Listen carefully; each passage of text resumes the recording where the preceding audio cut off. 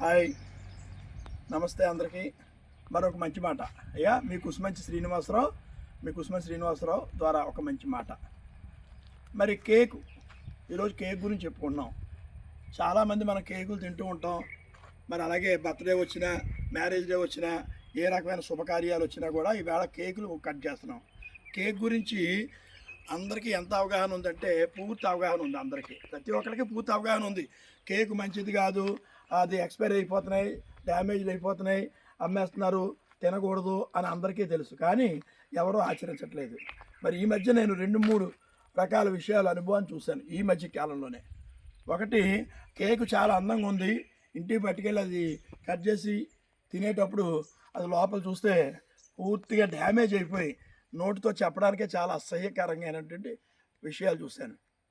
నోటితో చెప్పకూడదండి, చాలా అసహ్యంగా ఉంది ఆ కేకు. లోపలంతా కూడా బాగా నిల్వైపోయి, పాడైపోయి, కుళ్ళిపోయి, నశించిపోయినటువంటి ఆ పదార్థాలన్నీ లోపల మరి ఎందుకు పెట్టేస్తున్నారో అర్థం కావట్లేదు. మరి వాళ్ళ వ్యాపార లక్షణం అనుకోవాలా, ఇది నీచ లక్షణం అనుకోవాలో తెలియట్లేదు. చాలా చోట్ల ఇలా జరిగాయి. ఈ మధ్య వారం రోజుల్లో నేను 2 విషయాలు చూశాను. కాబట్టి నేను మా ఇంట్లో ఒక నిర్ణయాన్ని తీసుకున్నాను, చాలా స్ట్రాంగ్గా తీసుకున్నాను.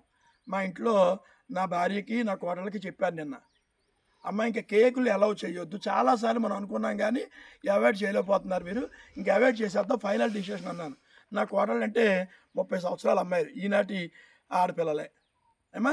మరి కేకులు, ఈనాటి ఆడపిల్లలు అయితే కేకులు లేకుండా ఊరుకుంటారా? బర్త్డే వచ్చిన ఏదో వచ్చా కేక్ ఉండాలంటారు. కానీ అయినప్పటికీ వాళ్ళు ఏమన్నారంటే, మావయ్య గారు చాలా సంతోషం, ఈ క్షణం నుంచి మన ఇంట్లో మీరు చెప్పిన విధంగా కేక్ అన్నది నాట్ అలౌడ్, పూర్తిగా బ్యాన్ చేస్తున్నాం ఎప్పటికీ కూడాని, ఇక కేక్ జోలికి వెళ్ళం అని చెప్పేసి మా మనవలు, చిన్న పిల్లలు, మా మనవలు, మా కోడలు కూడా మాట ఇచ్చారు. ఇంచేత దాన్ని తిని మన ఆరోగ్యం చెడగొట్టుకోవాలా చెప్పండి? వేలాది లక్షల రూపాయలు ఆ కిడ్నీలకి, లివర్లకి వ్యాపించి పాడవడం వల్ల అనేక లక్షలాది రూపాయలు మనం హాస్పిటల్ పాలు అవ్వాలా? కాబట్టి ఈ రోజు నుంచి కేక్ని అవాయిడ్ చేద్దామని మేము నిర్ణయించుకున్నాం. దీనిపైన మీరు కూడా దృష్టి సారించి ఏం చేయాలో ఆలోచించుకోండి. మేము శాసించడానికి కాదు, మంచి విషయాన్ని మీకు చెప్పడానికి ముందుకు వచ్చాను.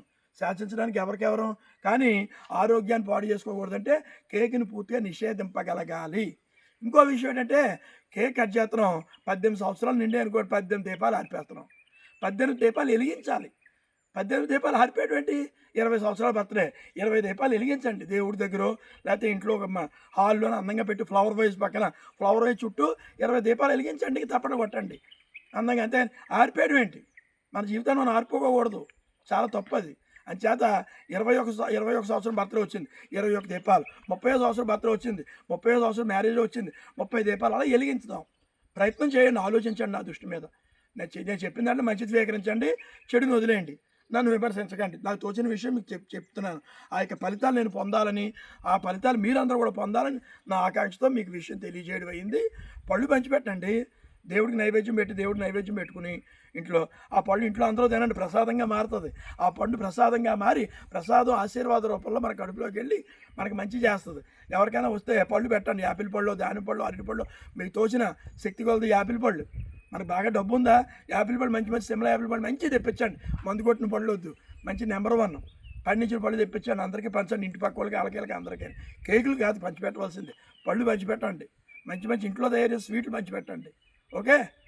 మరి ఏమో తప్పుగా మాట్లాడుంటే ఏమనుకోకండి. ఇట్లు ఆంధ్ర శబరిమల వ్యవస్థాపక ధర్మకర్త, భగవంతునికి భక్తులకి నిరంతర పాదదాసుడిని, మీ కుసుమంచి సత్య శ్రీనివాసరావు గురుస్వామిని. కేకుపై ప్రతి ఒక్కరు దృష్టి సారించి నిర్ణయం తీసుకుని ఆరోగ్యాన్ని కాపాడుకోవాల్సిందిగా ప్రతి ఒక్కరిని ప్రార్థిస్తూ రిక్వెస్ట్ చేస్తున్నాను. Thank you everybody. Good luck all of you.